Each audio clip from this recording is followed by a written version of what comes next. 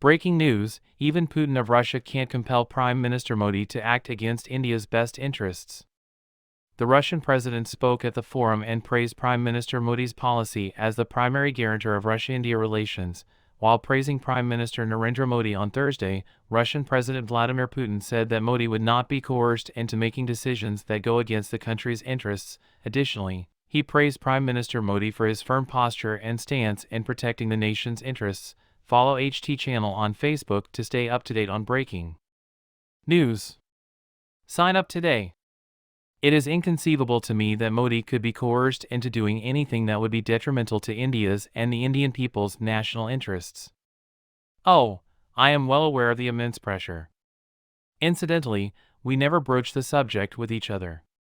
The Russian president's office quoted Putin as saying at the 14th VTB Investment Forum Russia calling that he simply looks at events from the outside and, to be honest, is sometimes surprised by his firm stance on protecting the national interests of the Indian state. Furthermore, Putin emphasized the bilateral ties between Russia and India by saying that these relations have been developing progressively in all direct bilateral. The Russian president spoke at the forum and praised Prime Minister Modi's policy as the primary guarantor of Russia-India relations. Putin stated, "I would like to say that relations between Russia and India are developing progressively in all directions, and the main guarantor of this is the policy pursued by Prime Minister Mr. Modi," as an answer to a question about how the two countries could speed up the expansion of bilateral trade. I avoided mentioning specific names because he is part of that group of prominent world politicians. The Russian president acknowledged the growing trade turnover between Russia and India, saying, "Last year it was $35 billion per year, and in the first half of this year it was already $33.5 billion. To rephrase, there will be substantial expansion. We are all aware that Russia's energy resource discounts give India a leg up in the market.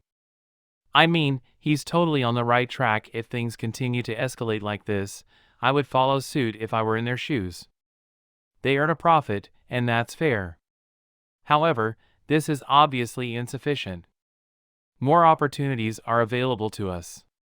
He went on to say that Russia ranked 5th in the world's economies by economic volume and purchasing power parity, while India ranked 3rd. Here are some countries to keep in mind: China, USA, India, Japan, and Russia. By purchasing power parity, these three economies rank 1st in the world. It would be appropriate for us to enhance our trade turnover with India if our turnover with China this year is close to $200 billion, the Russian president added. In a statement to Iranian President Ebrahim Raisi, Putin mentioned the North-South corridor and mentioned that India is interested in implementing similar routes. This information was confirmed by the Russian president's office, underscoring the importance of developing the Northern Sea route. He praised it as a very promising direction in the field of logistics. Increasing the usage of national currencies in mutual settlements and bolstering the financial infrastructure were two other points stressed by the Russian president. He advocated giving investments and investment flows greater consideration. Russian presidents have previously lauded India's foreign policy.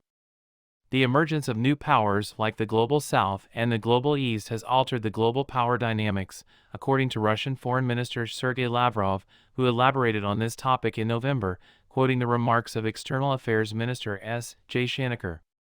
His citations from Jaishankar's statements about how the world is much more than Europe and the world is the comments were delivered by Lavrov during his speech at the Primakov Readings International Forum in Moscow. The opportunity to achieve truly global proportions, based on the central principle of the UN Charter, the sovereign equality of states, is the defining feature of the present multipolarity.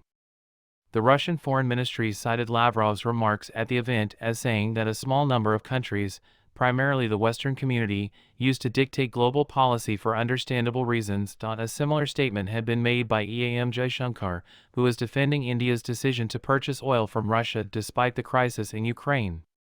Europe has to grow out of the mindset that Europe's problems are the world's problems, but the world's problems are not Europe's problems, said Jaishankar. A lot more so than North America.